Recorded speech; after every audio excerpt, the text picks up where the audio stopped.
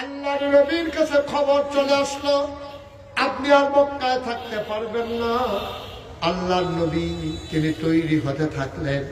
আবু বকর সিদ্দিক রাদিয়াল্লাহু তাআলা আনহু, নবীর চরম পরম প্রিয় বন্ধু আবু বকর সিদ্দিক রাদিয়াল্লাহু তাআলা আনহু, তাকে ডাক দিয়া নবীজি বললেন, আবু বকর রে, ও আবু বকর, মনে হয় মক্কার দিন শেষ হয়ে এসেছে, তুমি একটু তৈরি থেকো। আবু বকর বাড়িতে গেলেন না। এই খবর পাওয়ার পরে চলে গেলেন মক্কার বাজারে, 2টা উট কিনলেন। এক ইহুদির ঘরে 2টা উট রাখলেন। বললেন, ভাই 1 মাস পালবা, মাসিক হারে টাকা পেয়ে যাবা, যতদিন লালন পালন করবা ততদিনের বিনিময়ে নিয়ে যাবা, উট বড় হয়। আর আবু বকর সিদ্দিক ঘরে যায়। বারবার মনে পড়ে নবী বলেছেন তৈরি থেকো, এটা মনে হইলে আবু বকর খাইতে পারেন না।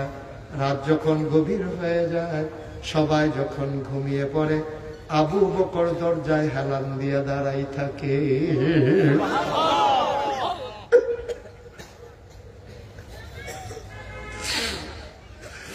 আবু বকরের স্ত্রী ডাক দেয়, স্বামী আমার ঘুমানোর জন্য বিছানায় আসেন। আবু বকর সিদ্দিক ডাক দেয়া, কয় না বিছানায় ঘুমানো যাবে না। কয় কেন বিছানায় ঘুমাইতে যাবে না কেন? ওই নবীজি বলছে তৈরি থাকার জন্য। আমি যদি বিছানায় ঘুমাই যাই, ঘুম যদি গাঢ় হয়ে যায়, আমার ঘুম যদি গাঢ় হয়ে যায়, নবী এসে দরজায় দাঁড়িয়ে যদি কয়েকটা ডাক দেওয়া লাগে, আমি আবু বকরটা মানতে পারবো না, মরে যাবো আমি। নবী এসে ডাকবেন আর আমি নাম ডেকে ঘুমাবো, আমি কি সেই আবু বকর? বিবি আমার, আমি দরজায় দাঁড়িয়ে দাঁড়িয়ে ঘুমিয়ে যাব, তোমরা ঘুমাও। আবু বকর দরজায় পিঠ লাগাই একবার ডানে কাছায়, জুড়াইতে জুড়াইতে একবার পড়ে যায়, আবার সোজা হয়ে দাঁড়ায়, তারপরেও বিছানায় যায় না। ঠিক ঠিক ঠিক ঠিক একদিন নবী এসে ডাক দিলেন আস্তে করে, মৃদু সুরে, আবু বকর। আবু বকর লাফ দিয়া কয়, লাব্বাইক ইয়া রাসূলুল্লাহ, লাব্বাইক ইয়া রাসূলুল্লাহ।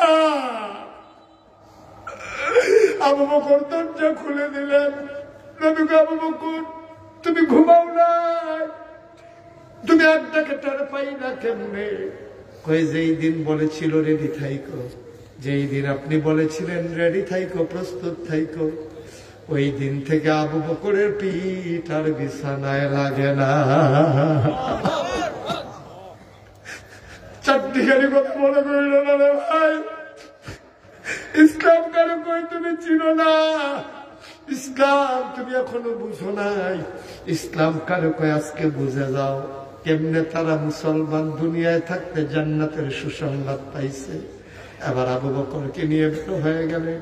তিনি হাঁটলেন উল্টা দিকে, মদিনার দিকে না গিয়ে উল্টা পথে হাঁটলেন। উল্টা পথে হাঁটার পরে আবু বকর সিদ্দিক ডাক দেয়া, কয় গুস্তাখি মাফ কর দিয়েছে ইয়া রাসূলুল্লাহ, গুস্তাখি মাফ কর দিজিয়ে, বেয়াদবি মাফ করবেন। আপনি কি মক্কার রাস্তা ভুলে গেছেন? আপনি তো উল্টো পথ ধরেছেন। নবীজি মুচকি হাসি দিয়া, আবু বকর ভুলি নাই, ইচ্ছা করে যাইতেছি। কয় কেন যাইতেছেন? কয় কাফেররা যখন আমার ঘরে না পাবে, মদিনার রাস্তায় হন্য হন্য কয়ে পাগলের মতো ঘুরবে, এই জন্য আমি উল্টা দিকে হাঁটতেছি, যেন তাদেরকে ফাঁকি দেওয়া যায়, তারা যেন খুঁজে না পায়। দেখবা ওরা খুঁজবে ওই দিকে, আমরা নিশ্চিন্তে আরাম করব এই দিকে। বলে সুবহানাল্লাহ। ও চট্টগ্রামের মুসলমান, বিয়ার বাজার পার্শ্ববর্তী অশ্বদিয়া সহ বিভিন্ন এলাকার মুসলমান, মন দিয়ে শোনো। আবার আবু বকর সিদ্দিক নবীর সাথে হাঁটতেছেন। কিছু দূর যাওয়ার পরে দেখলেন পূর্ব আকাশ ফর্সা হয়ে যাচ্ছে, সূর্য কি মেরেছে, আলোর বিকিরণ ঘটছে, সবকিছু প্রকাশ হয়ে যাচ্ছে। আবু বকর কয়, নবী গো, বুদ্ধি বোধহয় আর কাজে লাগবে না, এবার বোধহয় ধরা পড়ে যাব। দিনের আলো তো প্রকাশ হয়ে গেছে, এখনো তো মক্কার সীমান্ত ক্রস করতে পারি নাই, এখনো তো মক্কার ভিতরেই রয়ে গেলাম, ধরা তো পড়ে যাব। আল্লাহর নবী গো, আবু বকর এত চিন্তা করিল না, আল্লাহ আছে, কোন চিন্তার দরকার নাই। দেখো তো কোথাও কোনো গুহা টুহা পাও নাকি? আবু বকর সিদ্দিক চতুর্দিকে ছোটাছুটি করলেন, গিয়ে পেয়ে গেলেন গুহা, গুহার নাম সাউর। সাউর গুহার সামনে গিয়ে আবু বকর দাঁড়ালেন। নবী বললেন, তুমি সরো, আমি ঢুকতেছি গুহায়। আবু বকর সিদ্দিক হাত ছড়িয়ে দাঁড়িয়ে গেলেন গুহার মুখে। অসম্ভব, আপনি গুহায় ঢুকবেন না। কয়, কেন আমি গুহায় ঢুকবো না? কয়, গুহায় সাপ থাকতে পারে, বিচ্ছু থাকতে পারে, পাহাড়ি গুহা, বিষাক্ত অনেক জিনিস থাকতে পারে। আমি আগে একটু দেখে আসি গুহাটা নিরাপদ কিনা আমাদের জন্য। আল্লাহর নবী কেঁদে ফেললেন, ডাক দেয়া, আবু বকর, তুই ঢুকলে কি তোরে কামড়াবে না? আমি ঢুকলে আমারে কামড়াবে। নবীর কলিজা বড় মায়া।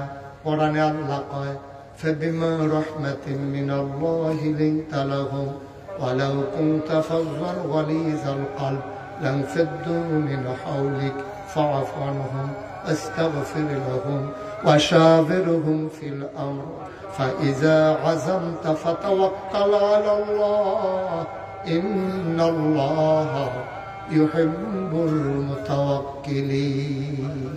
আমিন। আমাদের এই মসজিদে আযান হয় না, সবাই একটু ধৈর্য ধরে বসে, আমি এখনই শেষ করে দেব। আমিন কর, জোরে কর, আর জোরে। আবার আল্লাহ কয়, নবী গো, আপনার মনটারে আমি রহমত দিয়া, মায়া দিয়া নরম করে বানাইছি। এই নরমের কারণে আবু বকর আপনার গুহায় আগে ঢুকতে দেয় না। তারা আপনার চতুর্দিক দিয়ে মৌমাছির মতো গুনগুন গুনগুন করে আপনার প্রশংসা করে। আল্লাহর নবী আবু বকর, আবু বকর, আমি গুহায় ঢুকলে সাপ কামড়াবে, তোরে কামড়াবে না। আবু বকর সিদ্দিক চোখের পানি ছেড়ে দিলেন। ডাক দেখো, ইয়া রাসূলুল্লাহ, আমার মতো 100 আবু বকর যদি মরে যায় ইসলামের কিচ্ছু হবে না, কিন্তু আপনি নবীর কিচ্ছু হয়ে গেলে ইসলাম থাকবে না। আপনি নবীর যদি কিচ্ছু হয়ে যায় আর ইসলাম নাম নেওয়ার মতো কেউ থাকবে না। আমি আবু বকর মরে গেলেও কিচ্ছু হবে না গো নবী, আমার যেতে দেন গুহার ভিতরে।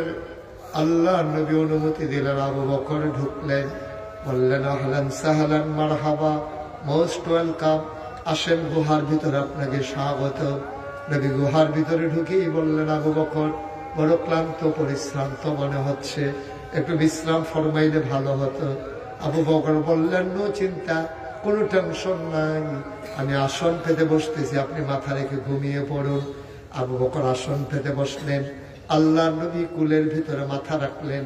আবু বকর আস্তে করে কপালে টিপে দেয়, চুলের মাঝে বিলি কেটে দেয়। নবী আরাম পেয়ে চোখ বন্ধ করে ঘুমিয়ে পড়লেন। আবু বকর চতুর্দিকে তাকায়া দেখে ওই গুহার ভিতরে চতুর্দিক দিয়া ছোট ছোট গর্ত, গর্তের ভেতর থেকে আপনার সাপের জিহ্বা লক লক করে। আবু বকর ভয় পেয়ে গেলেন, ওনার পাগড়িটা ছিঁড়ে ফেললেন, টুকরা টুকরা করে সবগুলো সাপের গর্ত বন্ধ করে দিলেন। কাপড়ের টুকরা শেষ, গর্ত রয়ে গেল একটা। কাপড়ের টুকরা নাই, গর্ত একটা বাকি আছে। আবার আবু বকর সিদ্দিক চিন্তা করলেন কি করা যায়। তিনি আবার পা দিয়ে ওই গর্তের মুখে চাপা দিয়ে রেখেছেন, বিষাক্ত সাপ বের হতে না পেরে।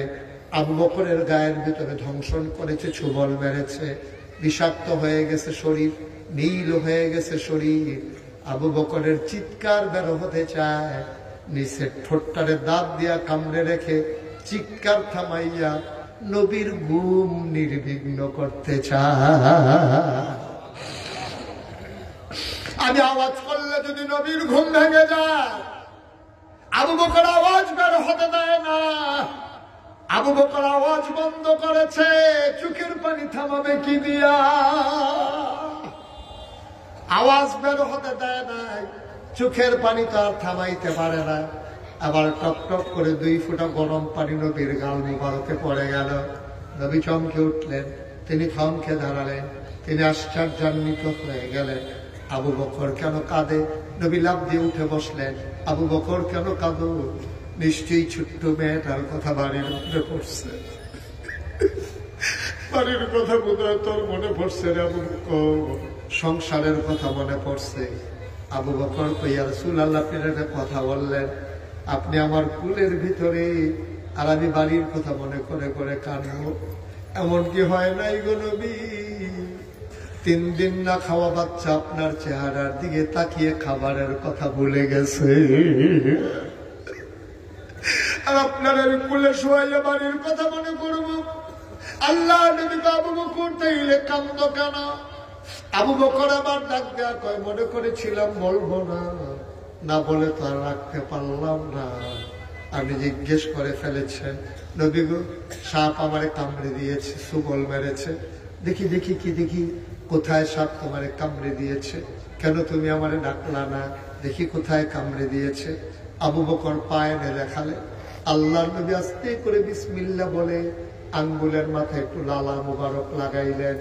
আবু বকর সিদ্দিক সাক্ষী দেয়, আমার পায়ে যখন লালা লাগানো হলো, খোদার কসম সাপ কামড়ানোর আগে আমার পাটা যত আরামে ছিল, নবীর লালা মুবারক লাগার পরে ওই আগের চাইতে আরো বেশি আরাম পাইতেছিলাম।